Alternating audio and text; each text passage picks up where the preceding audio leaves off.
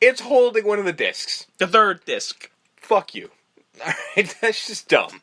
So they got the first disc from Colleen. The second disc, Bobby Black gave to Zuzu. Yeah. And the third disc was just happened to be lying with Art Mooney. Yeah, it basically, they pushed the star, and it opened up like an old CD player. And it was in there. Sure. Okay. Why the hell not? So the plan that Julian was going to, the whole bond of it all, where I'm going to tell you my plan, then I'm going to kind of leave you, or whatever, was he was going to kill Don Cleveland, blame him and Colleen and Bobby Black and Johnny Crunch on this big scandal. Yes. And no one's going to be able to trace it back to me. Ha ha ha. Ain't I evil? Yep. So they pulled Don out of the club. Like you do. It was supposed to be Kyle Troy's big night, big debut. And I love it. He knows exactly what's happening here. Yeah. He's like, oh, fuck. Brings him out to the thing. Calls him whack. He's like, that doesn't matter. And then kill him. Ford comes in with the car. Hits him. Yeah. Runs him over. I think Jazz was driving. Yes. Because she picks him up, I think. And then Jazz gets into a fucking boxing match with a giant goon. She apparently knows how to fight, we find out. And then she's saved by Sam. Fight. Yeah. Sam the sleazebag, who is reformed. Yes, he's changed his ways now. And apparently. he's just like, you treat women with respect. Like, Tone Loc, his boys, and Ford Fairlane literally beat respect into this guy. Which is fair. And then he even gives them, you're 10 seconds away from being having the most embarrassing moment of your life. Yeah, yeah. And then he knocks out the guy. Yeah. Julian and Ford get into it on stage. Like you do. Or backstage. Yeah. So he's the whole, again, I'm going to tell you my plan. Yeah. After, I got the CDs, and then he starts eating them. He's like, I made copies, you idiot. And why did you have to chomp down on... CDs will break with your hands. Well, he broke a couple, but the third one, he so he used his mouth, and then he cuts his mouth open and shit, and he just starts wiping the blood away like it's common. I'm like... No, it's not common. You don't chew on CDs. He then explains his plan again. Yeah. And Zuzu, who's grabbed a microphone. Yes. And snuck up behind him again. How out of it do you have to be? Yeah. To where you don't see or hear or feel there is another human behind you holding a microphone immediately to your face. You would know if you're fucking being amplified. But no, he doesn't know. And then he tells his whole plan. The whole club's like, oh, what the fuck? Fucking poor... He's sitting on stage and he's crying. Gotta feel bad for the guy. Yeah. Then he comes out and he's got a gun and he's like, okay, this is where you die, Ford. I'm like, so you're gonna just murder this guy in front of all of these people? Yeah. Okay. Sure. He's already caught anyways, might as well take Ford with him. Mm-hmm. Quick, shake me! Gives him a Zambuca shake. Yeah. Throws it on him. And he's like, what do you think that what did? the hell? And then he takes a cigarette and throws it at him, and it lights him on fire. And then it looks to me, because I never see him do it, it looks to me like the cigarette bounced back and he caught it. Wouldn't be shocked. Because he never lights another cigarette. He's just got one in his hand. So my guess is, because of the way they shot it, it literally looks like it bounces right the fuck off him. My guess is he caught it. First of all, that's not going to happen. Cigarettes cannot light a person on fire. Well... All right. There's a lot of this movie that shouldn't happen in real life, hence the comedy aspect. Yes.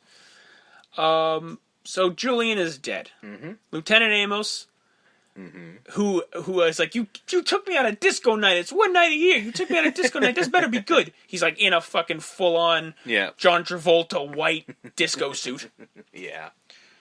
And then Don Cleveland, I don't know if because he's like, we're going to get you, Zuzu Pedosi. There she is.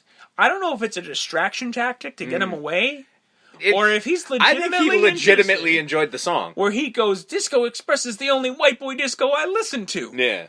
And then he starts singing Booty Time to him. And then they proceed to leave to make beautiful music together, from what I can assume. I mean... Like I said in the beginning, I want Morris Day and Ed O'Neill to cut an album. The now reformed Sam the Sleazebag is with the Pussycats as their manager / plaything. I don't know. I have no idea. He's with the band. Yeah, and he's just like, look at me, ain't I great? Mm-hmm. I guess So it all worked out for everybody. Yes. Smiley comes back again because he's after alive. It's all said and done, and Jazz leaves. Zuzu Pedal goes off in another band. Ford goes home. He's all sad because Jazz has left him. His guitar's destroyed. His house is exploded. His koala's dead. Everything is shitty. Yes. Like, great, I solved the case. Awesome for me. But everything my life is still sucks. Shitty. Yeah. Then Smiley shows up, has a gun. And he's like, wait, you fucking pussy. You put the gun down. We fight mano a mano.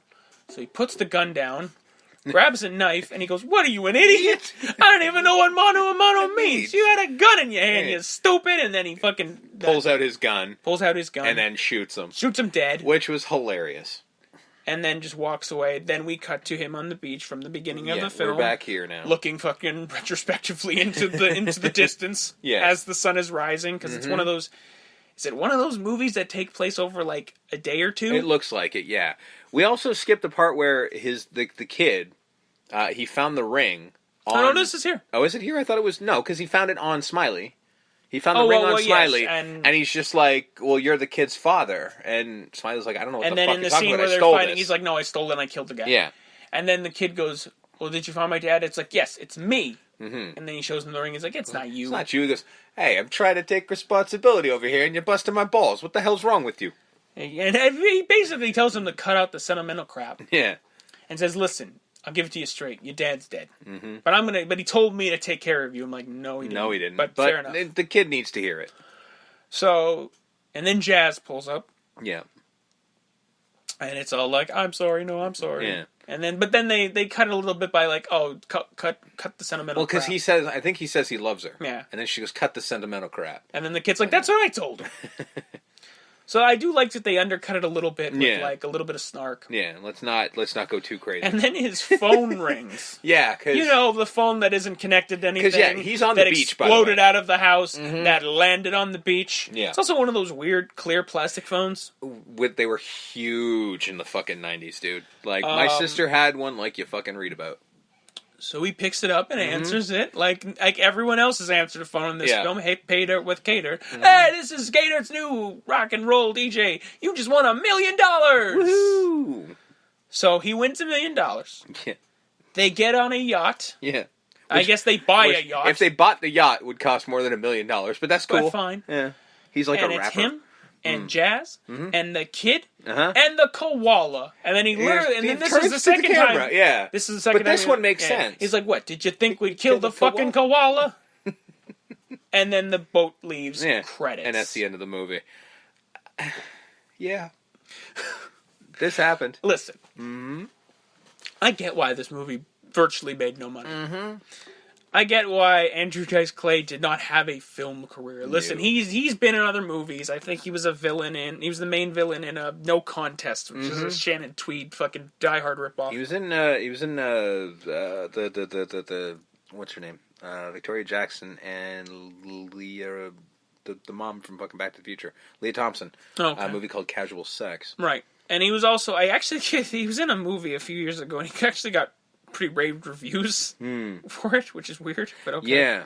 He had a guest appearance on the last season of Entourage too. So he's had a career still. This didn't kill his career. Well, it killed his popularity. It killed him being the most popular, famous stand-up in the world. Yeah. But he still had a career. So I understand why this movie's not popular, because Ford Fairlane is a horrible character. Yes. Like, from Well, because he's just the Dice Man. Which is not a character you want to root for. Where he's homophobic, and he's sexist, and he's misogynistic. I don't know if he's racist. He doesn't seem to be racist. But he's all those other Everything things. else. He's every otherist. He drops the F word.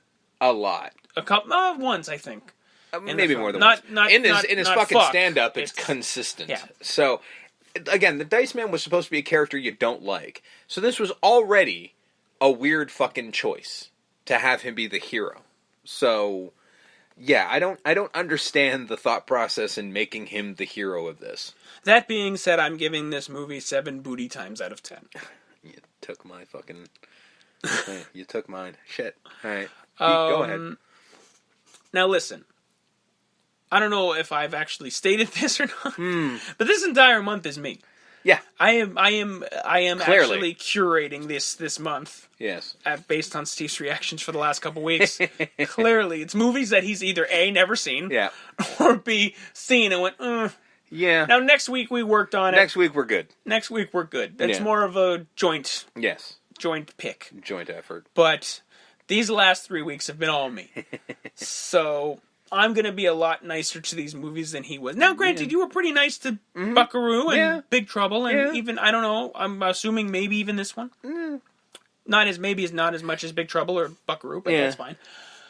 But I've watched this movie. I haven't seen this movie in a long time, but I have seen this movie a bunch. I, to this day, regret the decision that I think we've all done. Oh, yeah. We've been in a video store or DVD store or whatever, and we've had it in our hand, and we're going to make the purchase, and then we go, no, it'll be here later. Yeah. Unfortunately for me, this is one of those times where it wasn't later because surprise to no one, this movie's obviously out of print. Yeah. Because who the fuck wants Adventures of Ford Fairlane? The 3 people who wanted on it got Blu-ray, it. Yeah. Other than like me, and I even went, I'll get it later. Yeah. And unfortunately for me, there was the 3 no later. people who wanted it got it already. So I'm a lot nicer to this movie. Yeah. I get why the Razzies didn't like it. I get why not focus groups, but special interest groups didn't like it. Because again, the Dice Man is not exactly safe. Yeah, I'm gonna give it 6 unbelievables, because mostly because of the cast. Because you're looking at this movie going, what the fuck is this person doing? Well, everyone who's in this movie knows exactly what they're doing. They know what movie they're making. Yeah, and it's like, it's not a bad movie by any stretch of the imagination, which is why I gave it a 6. It's above average for sure. Like, it's not like, because if you're hitting a 5 or below, it's a movie that I hate, plain and simple. So I just think it's not a great movie. It's not a great movie. No.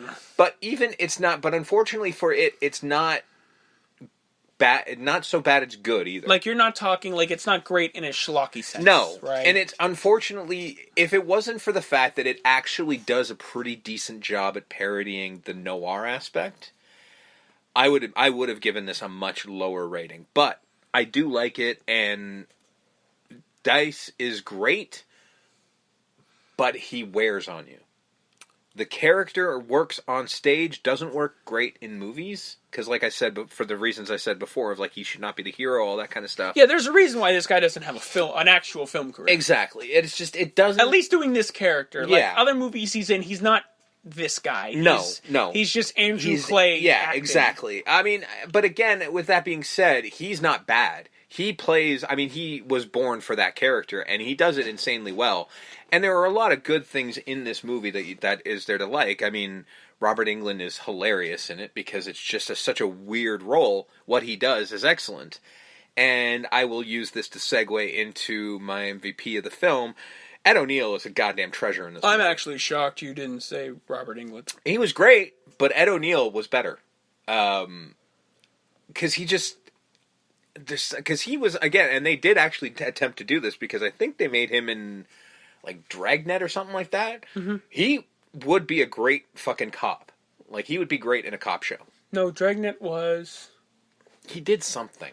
Yeah, no, I know what you're talking about. Dragnet was Dan Aykroyd, but I think... Was it? Yeah, because he was actually doing an impersonation. He did of something. Dragnet. But he did a movie like this. Yeah, he did a fucking cop movie. My MVP is going to be Wayne Newton. Because Wayne Newton... See, Ed O'Neill's an actor. Yeah, that's true. That is true.